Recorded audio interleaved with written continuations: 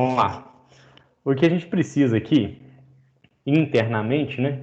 Porque na interface gráfica de gerenciamento de cargo, a gente tem o formulário, os componentes de formulário, os botões, e a gente tem uma tabela. Essa tabela aqui, a gente preenche ela com um array list.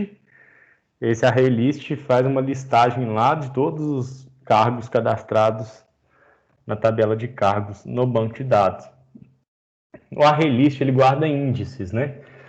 Então, quando eu clico em cima de um item da tabela, eu consigo verificar qual índice do array list foi clicado. Por exemplo, eu cliquei na posição 1, eu cliquei na posição 5, eu cliquei na posição 10. Então, com base no clique desse item da tabela, da linha da tabela, eu consigo identificar qual é o índice do array list que foi selecionado. Então, eu consigo identificar qual objeto eu estou tentando editar ou excluir. Então, a gente vai trabalhar internamente com um atributo, que a gente vai precisar declarar aqui no início, que vai ser o atributo linha. Esse atributo linha vai ser uma espécie de variável global. Toda vez que eu clicar na tabela, eu vou saber qual linha da tabela foi selecionada. Então, eu vou declarar aqui, ó, declara variável global para armazenar qual linha da tabela está selecionada. E eu vou declarar uma variável do tipo int, que ela vai ser privada. Eu não vou precisar fornecer acesso a essa variável externamente. Vai ser um private int que eu vou chamar de linha. E por padrão, nenhuma linha é selecionada, né? Na tabela não tem nenhuma linha que vem selecionada assim que a tabela é preenchida. Então, como os índices começam em 0, eu vou determinar o valor padrão de linha como -1. Isso significa não tem nenhuma linha selecionada, certo? Vou salvar aqui e vou na interface gráfica do JF Cargo, aqui na aba Design. Aqui na tabela, eu posso clicar com o botão direito em cima dela, eu vou em Eventos, depois eu vou em Mouse, depois vou em Mouse Clicked. Isso vai gerar um evento de ação de clique do mouse. Toda vez que eu clicar em cima da tabela, esse evento ou esse método ele vai ser executado, tá certo? Esse método é gerado aqui, ó. Ele pega o nome da tabela, que é o tbl cargo, e gera um método chamado tbl cargo mouse clicked. A gente vai implementar o seguinte aqui, ó. Vamos definir qual linha foi clicada e depois definir qual linha foi clicada, a gente preenche o formulário e habilita alguns botões, tá bom? O que a gente vai fazer agora é determinar qual foi a posição, qual foi a linha clicada, né? Determina qual foi a linha clicada, ou seja, qual linha foi selecionada.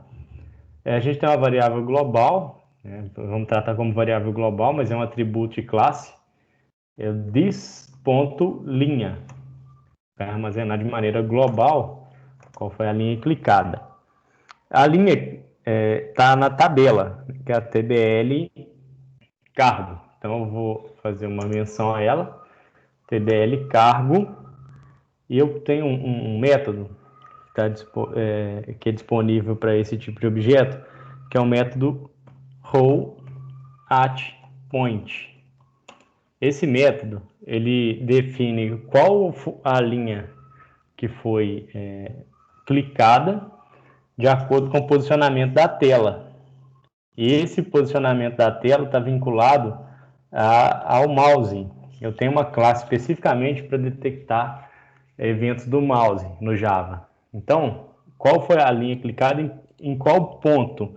No seguinte ponto, tem um objeto da classe mouseEvent aqui, que ele se chama EVT, e esse EVT ele consegue recuperar especificamente qual pixel foi clicado da tela. Então eu posso pegar o método getPoint, aqui ó, método getPoint, e agora eu sei que naquele pixel especificamente, que foi clicado, né? Ele pega uma coordenada do clique e por meio do hot point ele pega qual foi a linha da tabela que foi selecionada. Então eu tenho agora um índice.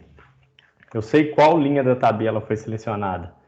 Atrelada a essa linha da tabela, eu sei qual objeto. Ah, mas como é que eu sei qual objeto foi selecionado? É bem simples, ó. Quando eu venho aqui e faço um preenchimento do ArrayList de cargos, no método preenche tabela, esse ArrayList é o responsável por preencher a tabela, no model aqui, ó. Então, a posição que está na tabela é exatamente a mesma posição que está na ArrayList. Então, eu consigo identificar qual foi o objeto selecionado. Então, como eu sei qual objeto foi selecionado, eu consigo preencher o formulário aqui em cima, ó. Em cima dos botões eu tenho cargo e salário base. Então, essas duas informações eu vou conseguir pegar do ArrayList na posição selecionada. Então, preenche o formulário com os dados do ArrayList.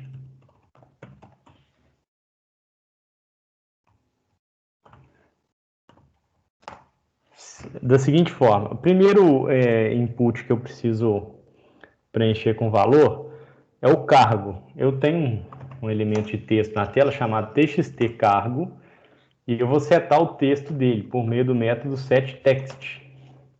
SetText ele espera que a gente passe uma string para preencher esse input, né? Então aqui vai ser o objeto selecionado. O objeto está dentro da coleção de objetos aqui, ó, que a gente preenche assim que a interface de cargo é exibida, assim que o formulário de cargo é exibido. Então eu pego desse ArrayList, como eu disse, eu pego um objeto, então vou usar o método get. Esse método get ele recupera um objeto especificamente dentro do ArrayList. Mas qual objeto lá dentro? A gente trabalha com índices, né? Então, qual foi a linha clicada? Ah, foi a quinta linha? Então você vai pegar o quinto objeto. Ah, foi a 10ª linha? Então você vai pegar o 10º objeto. Então isso daqui tudo, ó, this.cargos.get, passando como argumento a linha selecionada, é o objeto cargo que foi clicado. Como a gente está preenchendo o txt cargo, eu vou usar o get cargo. Get cargo. Pronto. Agora, com a informação do cargo do objeto, eu preencho o input de cargo lá do formulário. O mesmo eu vou fazer aqui, ó, com o salário base, que é o txt salário base ponto setText. Também é um texto, né? Eles aceitam uma string. Eu vou passar como argumento o objeto especificamente selecionado, objeto de cargo, só que passando o salário base. Aí temos uma questão aqui, ó. O setText espera uma string. E a gente tem aqui um double, né? Então a gente vai precisar converter aqui essa informação do tipo double para string. Então eu vou usar a classe double.toString e vou envolver o salário base do objeto. Pronto, já transformei em string a informação que eu quero. Só que a gente já viu que quando a informação é armazenada do tipo real numa classe Java, a gente separa as casas decimais com um ponto. E a gente quer que a interface separe os valores com vírgula, né? Quantos valores depois da vírgula. Então eu vou utilizar aqui o ponto replace, que só funciona com variáveis do tipo string, que ela faz uma reposição. Ou seja, eu vou procurar aqui, ó, eu vou procurar por ponto dentro dessa string e vou substituir todo ponto por vírgula. Então, ao invés de ter lá o salário base 1045,00, eu posso ter 1045,00, tá? Só para isso esse replace. Agora, com isso daqui, eu já consigo clicar em cima de uma linha da tabela e preencher o formulário. Vamos testar se isso daqui está funcionando, tá bom? Vou executar aqui. E assim que eu clicar em cima de uma linha da tabela, esse objeto, esse cargo, já tem que vir para o formulário preenchido. Está carregando aqui.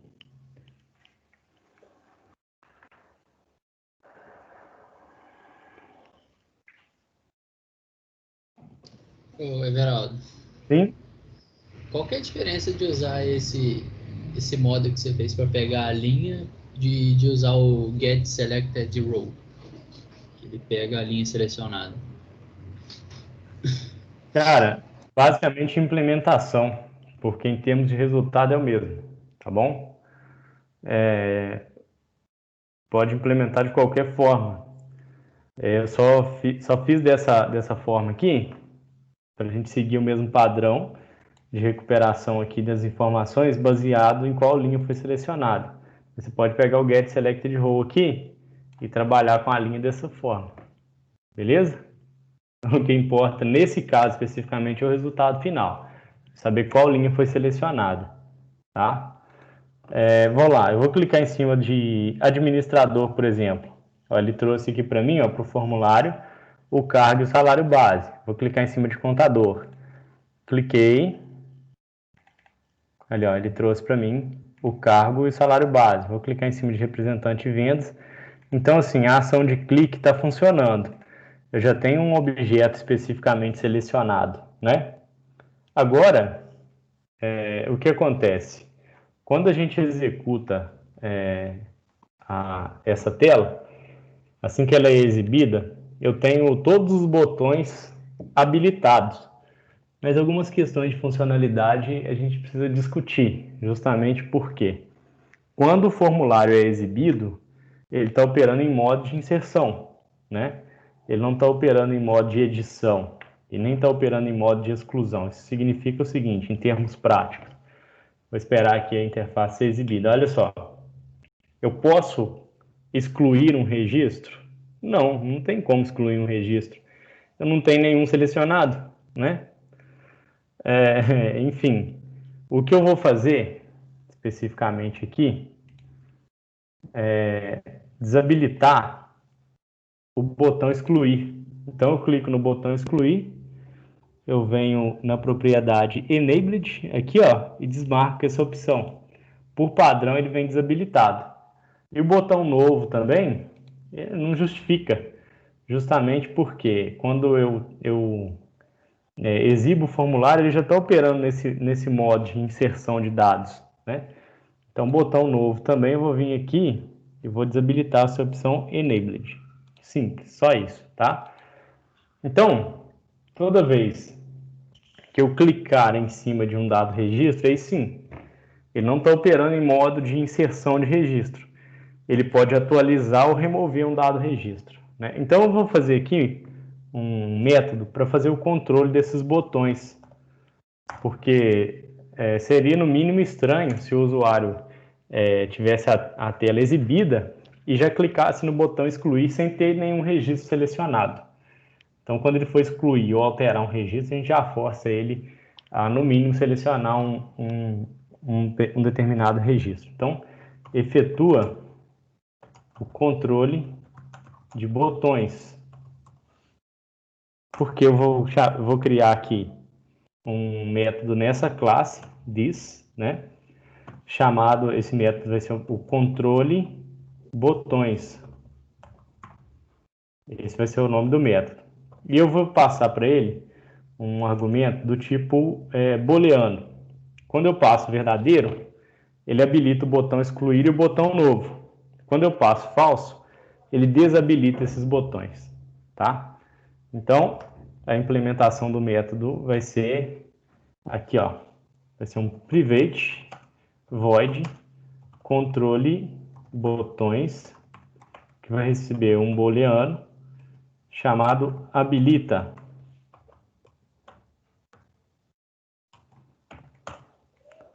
Isso aqui, ó. Só que o bool aqui no caso, booleano, tipo habilita. Aí eu tenho um botão, que é o btn remover, né? Aliás, btn excluir. btn excluir, ponto set enabled, recebendo habilita.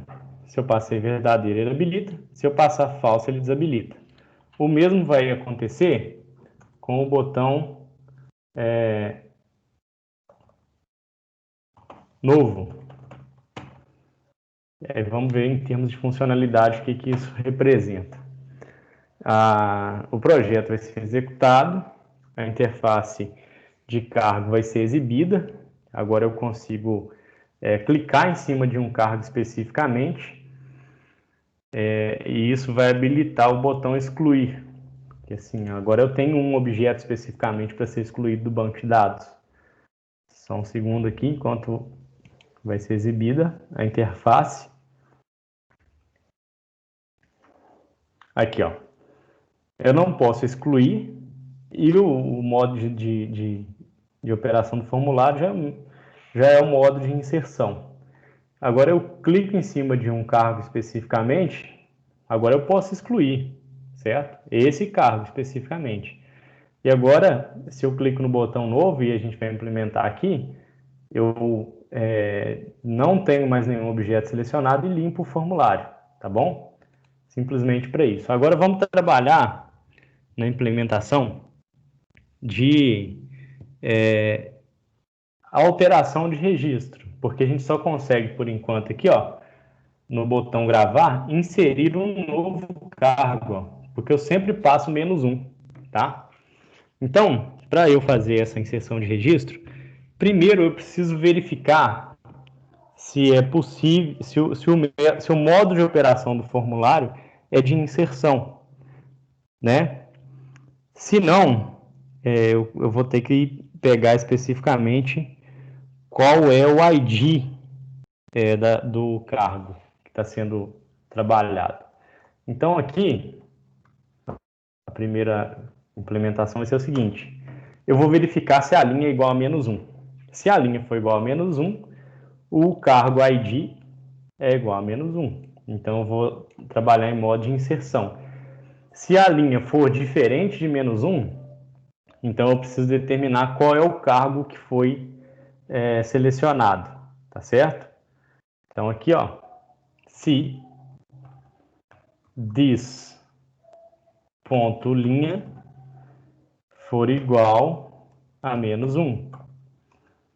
Se for igual a -1, eu vou passar -1 aqui no primeiro parâmetro do objeto cargo. Então é melhor que a gente tenha uma variável, né, operando aqui. Se a linha for igual a -1, vou declarar uma variável inteira aqui, id. Vou fazer uma implementação mais inteligente um pouco, então. Vou declarar um int chamado id, que já recebe -1. E somente se a linha for diferente de -1, aí sim, o id, aqui, ó, que é procedure, aguarda o valor da chave primária. Se o valor da chave primária for passado -1, a procedure insere. Se for passado alguma coisa diferente de -1, a procedure vai entender que esse é o ID do cargo que está sendo alterado. Então, o ID vai ser igual ao this.cargos.get, que é o nosso array list. Ele vai recuperar na linha que foi selecionada qual é o valor da chave primária, que é o get cargo ID. E vou passar aqui, ó, como argumento, o primeiro argumento do objeto da classe cargo, o ID. Aqui embaixo, a gente tinha feito uma declaração, ó, que o ID ia receber o resultado lá do banco de dados, qual era o valor da chave primária, né? A gente pode desconsiderar isso daqui. Daqui a pouco a gente recupera a mensagem que vem do banco de dados para exibir para o usuário. Mas vamos testar aqui, ó, se a gente está inserindo e alterando o registro. Tá bom? Estou executando aqui o projeto. Vou colocar um comentário aqui.